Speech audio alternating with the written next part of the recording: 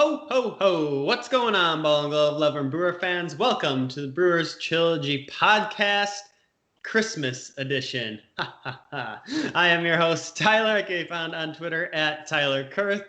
I'm a contributor for Reviewing the Brew. Over there is my cheesehead loving buddy, Trevor. You can find him on Twitter at Bender_Trevor. He writes for Dairyland Express.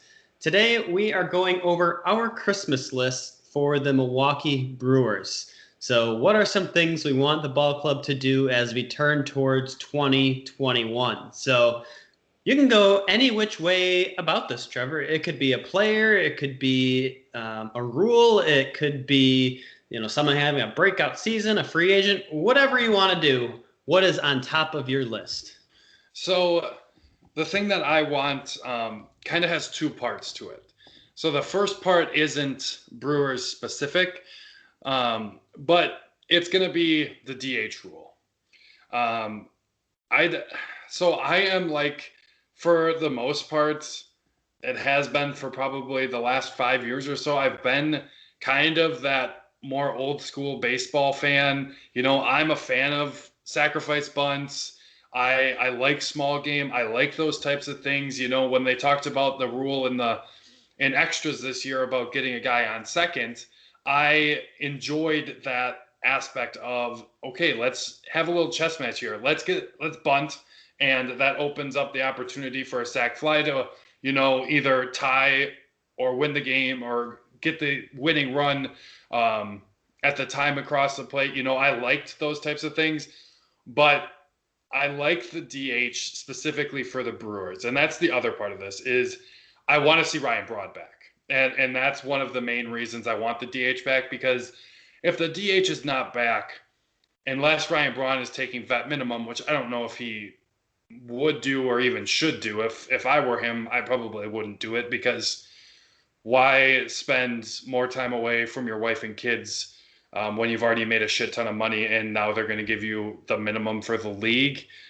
Like, I wouldn't really understand that from Braun's case unless he just wants to play more baseball. But to me, it makes the most sense for the Brewers if there is a DH, where maybe he's not DHing every single game, but you're going to get him more consistent at-bats that way.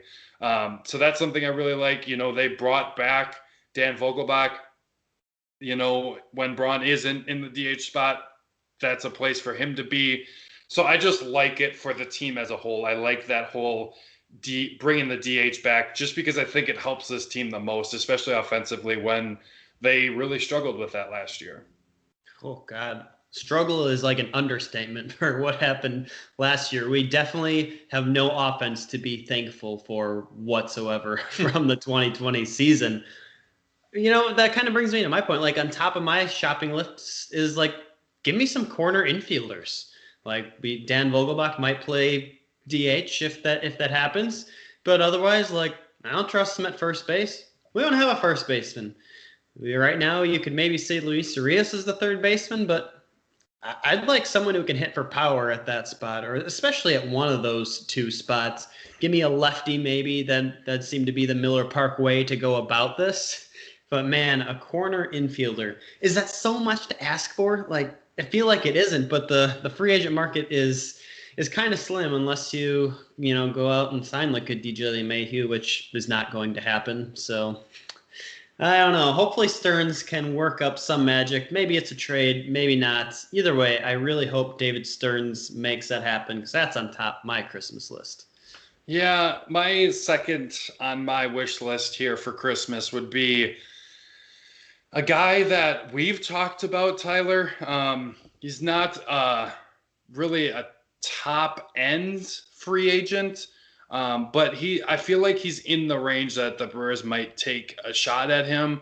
And it's, like I said, it's a guy we've talked about, and that's Taijuan Walker. So the starting pitcher, I believe he pitched for the No. Did he pitch for the Nationals last year? I think it was the Mariners. The Mariners. Oh, I got confused. I'm looking at MLB trade rumors, and that's who they're projecting him to, is the Nationals. But I like his stuff, and I don't think that starting pitching is a huge need, but it's one of those things, like, in the NFL, you can't have too many cornerbacks and too many good cornerbacks. In baseball, you can't have too many starting pitchers. Because if you have too many starting pitchers, then you start kind of backfilling your bullpen with longer relief guys. And, it's not a bad thing to stockpile at that spot. Corner infielders would probably be a little bit higher on the priority list.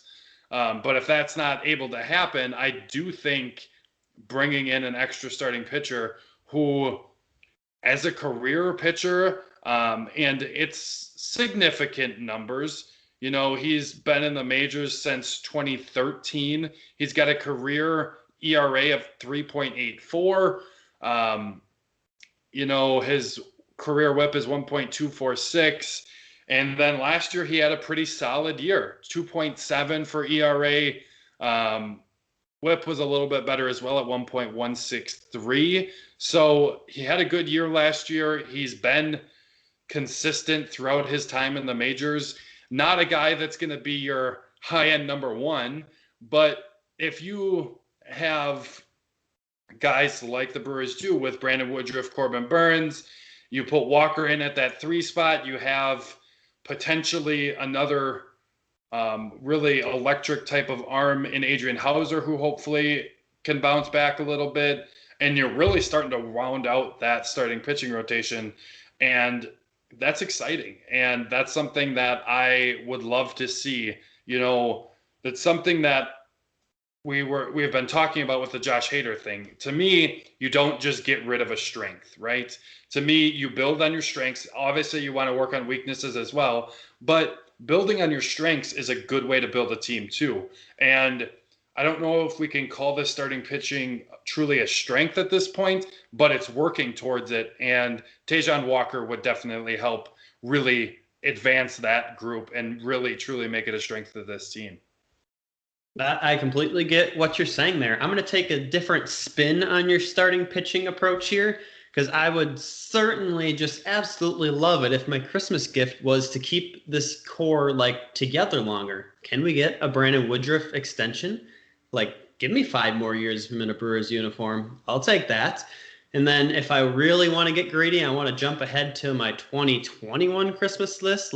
We see Corbin Burns 2.0 go out and dominate a full season. Let's get him in line for another extension too. Then we could have Burns, Peralta, Woodruff, all 3 of the young guns who not that long ago, it was controversial that they were in the starting rotation. All 3 of them, lock them up, man. Just buy out all their arbitration years, put your trust in them.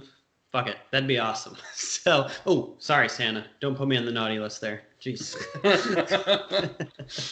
So that would be awesome. And then, I don't know, I guess if I had to round out my Christmas list with one more thing here and starting pitching, just give me a surprise. Give me a dark horse. Alec Bettinger, Dylan File are up on the roster, the 40-man for the first time. Could we see JP Drew Rasmussen, may enter an extended role? Could Adrian Hauser bounce back? Man, any one of those guys that could just, put up a mid-3s ERA. I would love that for hopefully a full season of baseball in 2021. All right. Anything else you got on your Christmas list at all? No, I think we pretty much covered it. I think, if those things were to actually happen, that would definitely make me feel more comfortable going into this year. I think I don't have one specific name in mind, but definitely fortifying those corner infield spots, like you said before, I think is going to be important. I've said it all off season so far. I do think the internal development, and not even development, just players playing to what we know they can and should be playing at.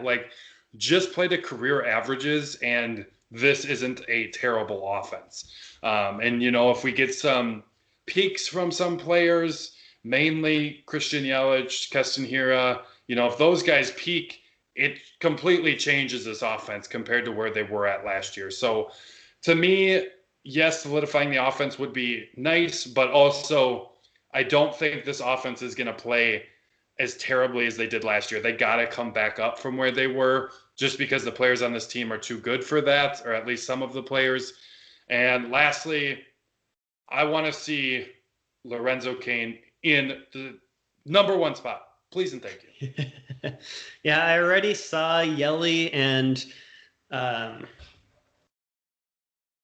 drawing a blank, Hira feeding the reindeer. So I know they're sucking up to Santa. I took a sneak peek. I saw Ryan Braun and Lorenzo Cain's Christmas presents. They're getting bionic knees. So they're going to be healthy for next year. So things are trending upward for us here. Santa is going to be awesome to the Milwaukee Brewers in 2021. But that is it for Brew Crew Tuesday today. Make sure you hit subscribe for more of our content relating not only to the Brewers, but the Bucks and the Packers as well. See you later, Brewer fans. Trust in Stearns.